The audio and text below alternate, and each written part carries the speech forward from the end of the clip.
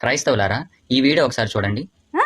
షియాలు సున్నీలు కొట్టుకు చేస్తారు, కేథలిక్లు ప్రొటెస్టెంట్లు కొట్టుకు చేస్తారు, హత్యాకాండ దమనకాండ జరుగుతోంది. ఓహో, వీడియో బానే ఉంది కానమ్మా, కానీ చివరిన హత్యాకాండ దమనకాండ అని చెప్పి పెద్ద పెద్ద మాటలు ఆపాదించేస్తున్నావు కదా క్రిస్టియానిటీకి. మరి మొన్నటికి మొన్న మణిపూర్లోని ఆడవారిని కూడా చూడకుండా నగ్నంగా రోడ్డు మీద ఊరేగించి ప్రైవేట్ పార్ట్స్ పై తాకుతూ హత్యాకాండ దమనకాండ సృష్టించింది ఎవరమ్మా?